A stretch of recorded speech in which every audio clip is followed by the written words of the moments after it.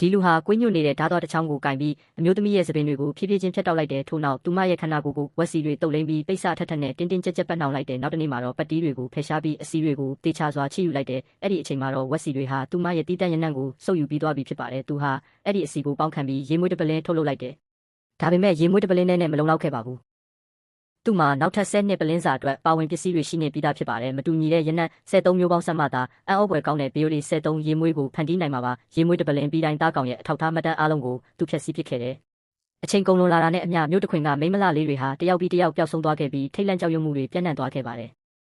မိသားစုတွေဟာသူတို့ရဲ့သမီးပြိုလေးတွေကိုကာကွယ်ဖို့တကားတွေနဲ့ပြတင်းပေါက်တွေကိုပုံမခိုင်ခန့်အောင်ပိတ်ဆို့ခဲ့ကြပေမဲ့ဘာမှမထူးခြားခဲ့ပါဘူးမကြမီမှာပဲသူဟာရေမွေးဆဲနှစ်ပလင်းကိုစုဆောင်းပြီးသွားခဲ့တယ်နောက်ဆုံးရနံ့ကိုတော့မင်းသမီးလေးအတွက်ခြံထားခဲ့ပါတယ်သူဟာမင်းသမီးလေးစီကအခြားသူတွေနဲ့မတူတဲ့မုံမြတ်လာတဲ့ရနံ့ကိုတစ်ကြိမ်ရရှိခဲ့ဘူးလို့ပါပဲလူတက်မှုတွေဖြစ်ပွားပြီးနောက်မင်းကြီးဟာသမီးတော်ကိုဘေးကင်းစေဖို့တိတ်ဆောင်စေခဲ့ပေမဲ့ဒီလူဟာမျက်စိနဲ့အပြင်စင်ကိုကြည့်ပြီးရှာဖွေတာမဟုတ်ပဲရနံ့တစ်ခုတည်းကိုပဲနောက်ယောင်ခံလိုက်တာဆိုတာကိုသူတို့မသိခဲ့ကြပါဘူးမင်းသမီးလေးရဲ့ရနံ့တင်းပြတ်မှုမိမ့်မိန်လာစင်မှာပဲသူဟာအဲ့ဒီရနံ့နောက်ကိုနေမြေအနှက်လိုက်ကမင်းသမီးလေးပုံအောင်နေတဲ့နေရာကိုရှာတွေ့သွားခဲ့တယ်နောက်တစ်နေ့မှာမင်းကြီးရဲ့စစ်တီတော်တွေရောက်ရှိလာချိန်မှာတော့မင်းသမီးလေးဟာတေဆုံးသွားခဲ့ပြီဖြစ်ပါတယ်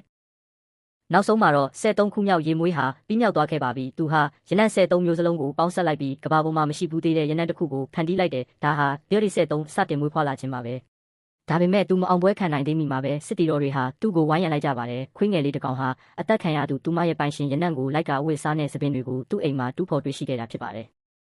မကြမီမှာပဲတားကောင်တိုင်းရဲ့ပစ္စည်းတွေကိုရှာတွေ့သွားပြီးကွင်းဆက်လူသက်သမားဖြစ်ကြောင်းပေါ်လွင်သွားခဲ့တယ်